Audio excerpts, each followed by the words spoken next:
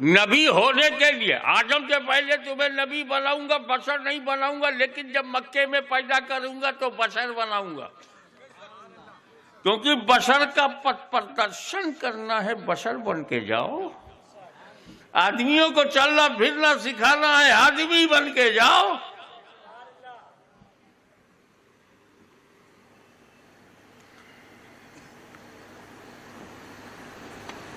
پیدا ہوئے تو بشر ہیں، آدم سے پہلے نبی ہیں، جسم نہیں ہے۔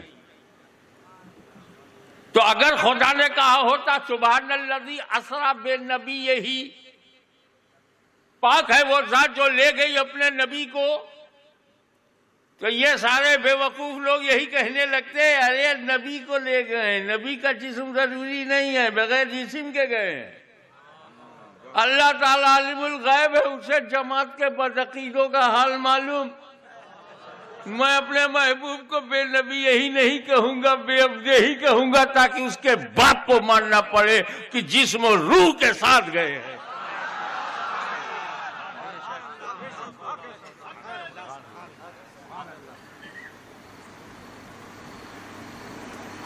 مسجد حرام سے مسجد اقصی تک سچویشن دیکھو، حضور صلی اللہ تعالیٰ علیہ وسلم کی سچویشن دیکھو، اور حضرت موسیٰ کلیم اللہ کی۔ موسیٰ کلیم اللہ بھی دیکھنا چاہتے تھے، رب ارنی، ریکویسٹ، پرارتھنا کر رہے ہیں اللہ اپنا جلوہ دکھا دے، اور اللہ کیا جواب دے رہا ہے؟ موسیٰ لن ترانی، نیور کین سی، نیور، نہیں دیکھ سکتے۔ اچھا اللہ ایک بار منع کرتے تو اللہ کے رسول کو چپ ہو جانا چاہیے؟ اللہ نے کہا لن ترانی، تم دیکھ نہیں سکتے، مگر موسیٰ کہے جا رہے ہیں دکھا دے اپنا جلوہ، نہیں دیکھ سکتے دکھا دے اپنا جلوہ، تم نہیں دیکھ سکتے دکھا دے اپنا جلوہ، تم نہیں دیکھ سکتے۔ کوئی نبی کا انداز ہونا، ایک بار اللہ نے منع کر دیا تو اللہ کے نبی کو، اللہ کے رسول کو مان کر چپ رہنا تھا نا۔ پھر یہ بار بار موسیٰ کیوں کہہ رہے ہیں؟ گہرائی میں اترو گے تب کلیم اللہ کا کلام سمجھ میں آئے گا۔ اللہ نے کیا کہا؟ تم دیکھ نہیں سکتے، مان لیا میں نہیں دیکھ سکتا، پر تو دکھا تو سکتا ہے۔ انکار میرے دیکھنے کا ہے، رب کے دکھانے کا نہیں۔ گہرائی میں اترو گے تو سمجھ میں آئے گا، یہ 40 دن میں نہیں 40 نسلوں میں سمجھ میں آتا ہے۔ حضور صلی اللہ تعالی وسلم کے بیٹے کے بیٹی کے بیٹے کے بیٹے کے بیٹے 40ویں نسل میں ہوں، یہاں نسلیں لگ جاتی ہیں تب سمجھ میں آتا ہے، وہ دنوں میں سمجھنا چاہتے ہیں۔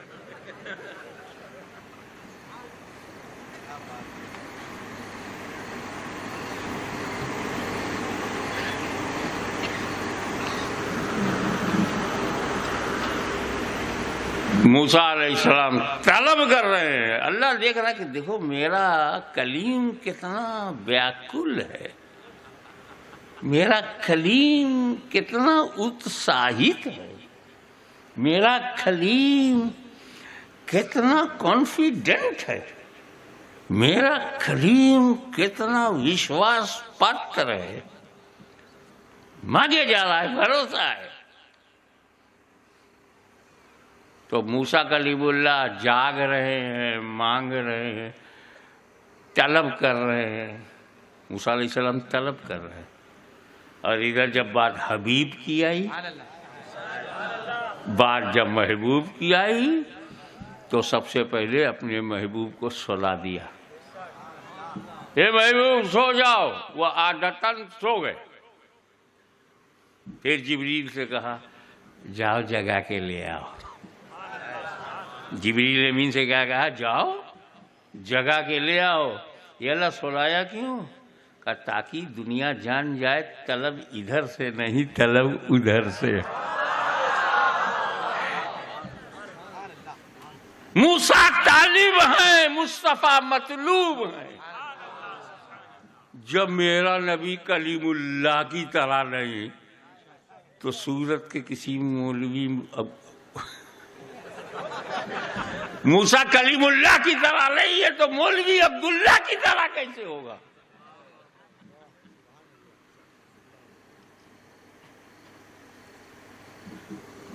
نبی سو گئے روٹین میں، سڈنلی اچانک ان ایکسپیکٹڈ جبریل امین آ گئے.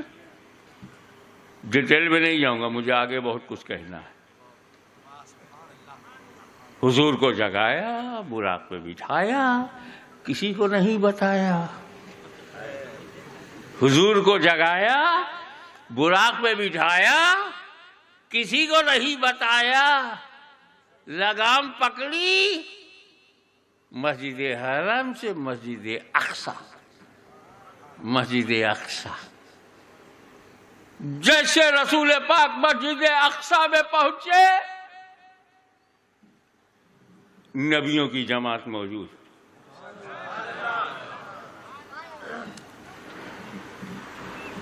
1,24,000 کم و بیش انبیاء کرام مسجد اقصی میں موجود. مسجد اقصی کو اندر جا کر میں نے 3 بار دیکھا. 500 آدمی اندر جماعت نہیں کر سکتے. مین جو نیچے جانے کے بعد ہے، مشکل سے 10-12 1.25 جماعت ہو گئی. 500 کے کھڑے ہونے کی جگہ نہیں، 1.25. اس کا مطلب یہ ہے کہ ہماری جگہ اور ہے، نبی کی جگہ اور ہے. ہمارا جسم اور ہے، نبی کا جسم اور ہے. میں دوسری بات کہنا چاہتا تھا، ان نبیوں کو کس نے بتایا کہ مسجد اقصی چلو، مصطفیٰ آ رہے ہیں. اچانک جبریل آئے، اچانک براق پہ بیٹھے، اچانک مسجد اقصی گئے. انبیاء کی جماعت موجود. یہاں آپ آئے ہو ایسے ہی تھوڑی آ گئے. پوسٹر نکالا گیا، واٹس ایپ پہ ڈالا گیا، سوشل میڈیا میں ڈالا گیا، میرا نام تک بتایا گیا، سادات کا نام چھاپا گیا. کس کی صدارت ہے، کس کی نظامت ہے، کس کی خطابت ہے، کس کی نقابت ہے، سب کو بتایا. جگہ بھی بتایا، تاریخ بھی بتائی، سمے بھی بتایا. تب اتنے آئے. پکی خبر پہ. اچھا یہاں جلسہ ہوتا، نہ پوسٹر نکلتا، نہ واٹس ایپ پہ جاتا، نہ یوٹیوب میں ہوتا، نہ mouth to mouth, house to house پرچار ہوتا. کتنے ہوتے؟ اکیلا میں ہوتا. تو مجمع کو بلانے کے لیے اعلان چاہیے، پرچار چاہیے، استھان فکس، ٹائم فکس، جگہ فکس، تب آئیں گے. میرا نبی کعبے سے چلا، نہ اعلان، نہ اشتہار، نہ پرچار، نہ پرسار. سڈنلی جبریل آئے، اچانک بیٹھ گئے براق میں، اچانک پہنچ گئے. تو ان نبیوں کو جو اپنی قبروں میں تھے کیسے پتا چلا اقصی چلو مصطفیٰ آ رہے ہیں؟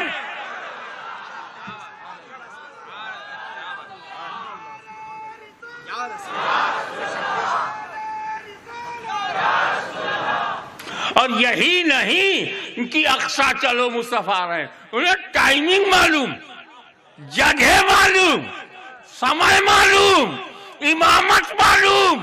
امام امامت معلوم، جماعت کرنا معلوم، اور ہیں سب اپنی قبروں میں۔ اب قبریں کہاں کہاں؟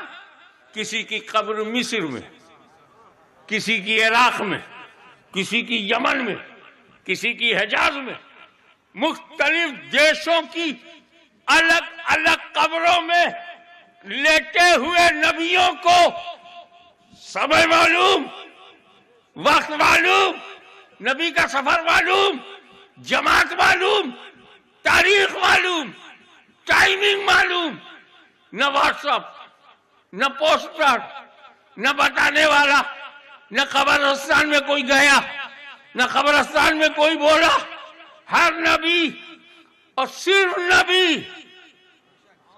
سارے مسلمان نہیں، صرف نبی اپنی قبروں سے نکل کے، اپنی قبروں سے نکل کر کے مسجد اقصی میں آتے ہیں، سرکاری امامت کرتے ہیں، انبیاء جماعت میں اقتدا کرتے ہیں، پیروی کرتے ہیں، نماز مکمل ہوتی ہے۔ اب بتاؤ کہ 1,24,000 کم و بیش انبیاء کرام الگ الگ استھانوں میں، الگ الگ جگہوں میں، الگ الگ قبروں میں یا الگ الگ علاقوں میں، سب الگ الگ ہیں، اور انہیں معلوم نبی چل پڑے مکے سے، انہیں معلوم براق سے چل پڑے، انہیں معلوم مسجد اقصی آئیں گے، انہیں معلوم امامت کریں گے، انہیں سمے معلوم۔ اب بھی نبیوں کے غیب دانی سے انکار کرو گے؟ اگر نبی کی غیب دانی سے انکار کرو گے نماز کے لائق نہیں رہو گے۔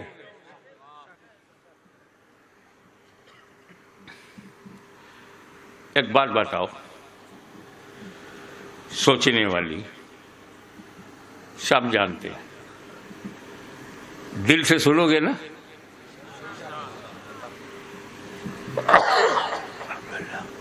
تو انشاءاللہ تعالی روح خوش ہو جائے گی جو کہنے جا رہا ہوں۔ آپ جانتے ہو نا کہ مردوں پہ نماز نہیں ہے۔ آپ کو کب تک نماز پڑھنا ہے؟ جب تک زندہ ہو۔ مرنے کے بعد